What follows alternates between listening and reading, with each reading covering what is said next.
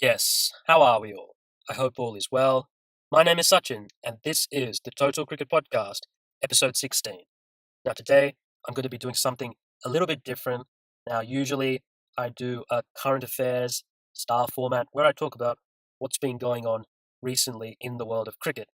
But I'm going to start something new, a segment called Hot Topics, where I'm going to be talking about more general issues in the world of cricket that a lot of people want to talk about, topics of discussion. So I'm going to start that off today. And the first one in this installment is going to be, should there be injury replacements in test matches? Now, I'm talking about this because of recent events. You look at the first test between Sri Lanka and India. Asela Gunaratne fractured his thumb within the first hour of the game and was ruled out of the whole game, which meant that Sri Lanka had 10 batsmen for both of their innings. And also look at the third test between England and South Africa, where Vernon Philander has had an upset stomach or some sort of viral infection, but he's been ill and he was only able to bowl 5 overs on the second morning and also on the first day as well. He struggled through that, and apparently he had it on the day of the game. They knew about this illness before the game and he played with it. They took the risk with that, did South Africa. And potentially he might not be able to bowl in the second innings if, in fact, South Africa are required to bowl a second time. So this brings up this issue of injury replacements, these two cases in point. Now, a lot of people seem to want them, but to me, there are four issues I see with injury replacements. Now, the first issue that I have is how far into the game can the injury replacement be made? Now, let me give you this scenario. Now, say that you've got a team that is chasing a target in the fourth innings of a test, right? Now, the first three innings have been finished and we're now into the fourth innings. Now, on this team, a bowler fractured his thumb in the field, or maybe it was from a catch, maybe it was trying to field a ball, but that bowler has fractured his thumb in the field and now won't be able to bat in the fourth innings. Now, in this particular case, this player is a bowler. His primary job in the team is to bowl, and let's just say, for argument's sake, he bats at 10. Now, the thing about the injury replacement here is, would you be able to then say, okay, we're chasing a target, we don't have to bowl again in the game. I know, let's bring in a batsman. So now, everything has changed. This team has brought in an extra batsman for their fourth innings, knowing that they don't have to bowl again. So they've effectively replaced a bowler with a batsman. Now, to me, that is completely unfair because you're changing the dynamic of the team. Say the traditional 7 batsmen, 4 bowlers. Now you have 8 batsmen, 3 bowlers. That is changing the dynamic of the game in the middle of the game. That is completely unfair in my opinion. And that kind of substitution certainly should not be allowed, in my opinion. So I think definitely there is a point to be made about when the substitution can be made. Because again, if I flip the scenario, what if you're a team that, I don't know, maybe you're trying to defend a target in the fourth innings and you have an injury replacement and you replace, say, a batsman got injured, got hit while batting, and now you replace him with a bowler, and now you have an extra bowler to bowl with to try and defend the target. To me, that is straight up completely unfair.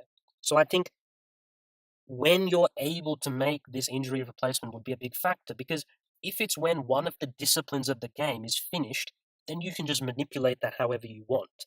But then, for example, if it was in the first innings when you still have to bowl 2 times, you still have to bat 2 times, that makes more sense because you're not changing the dynamic halfway or 3/4 of the way through the game. So I certainly think there's a big problem about when is the cutoff? When is the cutoff for when a player can be replaced? Because in the examples I talked about, you could have players gaming the system, right?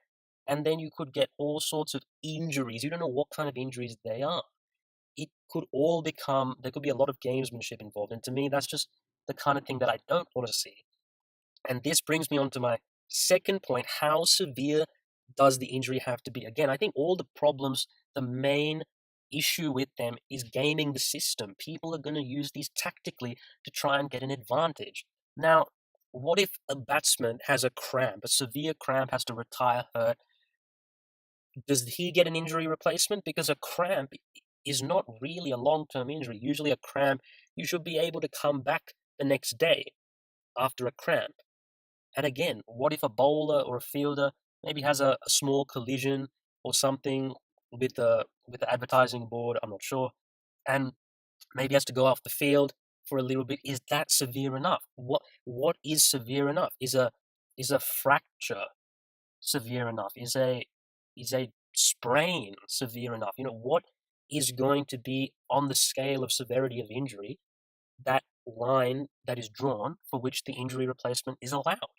Again, that's a very difficult thing, I feel, for someone to just draw a clear line and say, this is worthy of an injury replacement, but this isn't worthy of an injury replacement. It just seems so complicated. And again, you have people really gaming the system.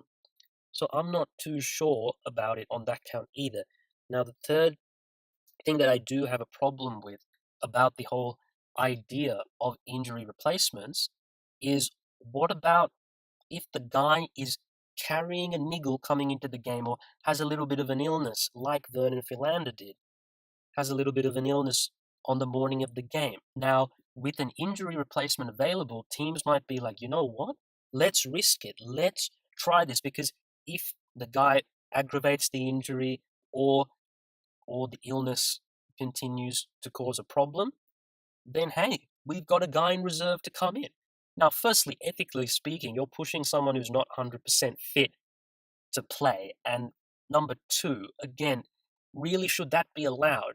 I feel like you should have people 100% fit going into the game. Now, I understand people might have a bruise from being hit somewhere, but I'm talking about physically speaking, that they're able 100% physically to be able to participate in the match. And if you're coming in 70%, is that one, good for the game? And two, I think, again, that is really being very clever about it, shall we say, to use a euphemism.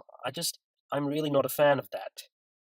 And again, I think the fourth and last thing I have to say about injury replacements is, the thing is, with injury replacements, you have to look at the value of each player in a team. Now, everyone bats in a team. There are 11 batsmen, they all bat. Not everyone bowls. Usually only 4 to 5 bowlers in a team. So innately, the value of a bowler is higher than the value of a batsman. Even if you look at it from the standpoint of specialist batsmen, there's always more specialist batsmen than bowlers in a team. So whether you look at total batsmen or specialist batsmen, the argument holds true. So a bowler is more valuable than a batsman in a team. And what about a wicketkeeper? You only have one of them. If you don't have a backup, then what? You get a guy who maybe kept once 10 years ago. I think that the innate value of players is different, and that creates problems. Not every player is equal. Now, if I lost a batsman, I still have 10 batsmen. And to that point further, batsmen rarely get injured. You don't see it happen a lot. The most common injuries in cricket are bowlers, usually a torn hamstring, or a calf, or an ankle sprain. It's usually bowlers, and particularly fast bowlers, who break down during games. So I think, in general, batsmen rarely get injured. So I don't see the need, almost, for batting injury replacements. You look at bowlers, though, that's where the bulk of the injuries happen. And you see that the quality of a test match completely just diminishes when you see the weakening of a bowling attack. When you see, say, for example, you go in with only 4 bowlers and one breaks down, you've got 3 bowlers. What on earth are you going to do there? In fact, I remember the Perth test where South Africa beat Australia. It was a near miracle that they won that game after Dale Steyn broke down, that they were able to win that game, mainly because of the ability of Keshav Maharaj, the left-arm orthodox, to just clog up an end, to allow the other 2 fast bowlers to rotate from the other. So that's really an exception, I feel. But if you have a bowler go down, that drastically reduces the quality of the game, I feel, because then you have part-timers bowling, and again, that increases the chance of injuries to your other bowlers as their workload increases. Not to mention that in general, bowlers have more work to get through now. There's 3 formats of cricket. The schedules are jam packed. There's franchise 20 tournaments in between the packed international schedule. Injuries are more common now because bowlers have bigger workloads and less rest. It's really that simple. So, bowlers, I feel, are the ones that should be protected, if anyone is to be protected by injury replacements. So, for me, to sum up, there are so many grey areas, so many loopholes I can see in this system, and it would be so difficult to legislate. Where do you draw the line on when in the game that an injury replacement can be done? What type of player can be replaced? And not to mention, can you replace a player who you knew they had a problem and you risked them going into the game? And the last point, and I would argue probably the most important point, is the severity of the injury. How are you supposed to say this injury allows for an injury replacement, but this doesn't? It just seems like there would be a huge grey area that this would cause some unnecessary problems, I feel, unnecessary squabbling. So for me, I don't think there should be injury replacements in tests. That's my verdict. But if you were going to do it, I would say it should only be a bowler. I think that batsmen rarely get injured. You anyway have 10 of them if one goes down. I feel a bowler is much more important to a team, much more valuable than a batsman due to the pure numbers, the pure mathematics of it. So to me, it should only be bowlers. I think wicket keepers, they're even rarer than batsmen to get injured. To be fair, usually teams do have someone who can keep adequately. So I think it's less of a problem, if I'm being honest, for wicket keepers. But yes, going back to bowlers, I think only bowlers, I would say, if you really wanted to, only bowlers. And to get rid of the issue of gaming the system to a reasonable extent, I would say you have to announce the injury replacement before the game. So that way, that you can't just tactically bring in a guy, depending on his role, depending on the situation, that would just make the game a little bit farcical, I feel. So you have to announce it. So it's basically like a more functional 12th man. And in any case, the 12th man is, to be fair, usually a bowler. So it's almost like making the 12th man really, instead of only being able to field, make them the potential injury substitute. And so the 12th man would then act as that. As I said, has to be a bowler. And then if a bowler does get injured sufficiently, they can come into the game. As for the whole, do they have a pre-existing condition? I think that that is something that would be very difficult to really legislate. And as I said, if a bowler had a niggle and they risked him, then they would have the injury replacement there. I don't think you can categorically say you can't pick a player, you can't have an injury replacement if you knew that this guy was not fit, because then you know what people would do. They would hide injuries. All kinds of crazy things would happen. It would be a total nightmare to legislate. So in conclusion, if you really want to have an injury substitute, then it has to be a bowler and it has to be announced prior to the game at the toss, at the same time when the lineup is made. But I would say, given the complexity, the grey areas, the loopholes, I just think it's an unnecessary thing. It's unfortunate when injuries happen for teams, but they're still fairly rare. And I feel like if with a bowler, you're bringing someone into a game who already has a niggle or is feeling a little bit under the weather, you accept the possibility that they may not make it through the game. So that's really all I have to say on the matter. These ones, as you probably would know now, are going to be a little bit shorter, probably in the 10 to 15-minute mark, bite-sized podcast, just talking about some general cricket issues. But I hope you enjoyed this podcast. If you did, you can check it out. We're on iTunes, SoundCloud, and YouTube. All those links are on the Twitter page. But the next 2 podcasts will be my reviews of the ongoing 2 test matches. So I hope that you can join in to listen to those. But as always, thanks for listening, and I'll see you later.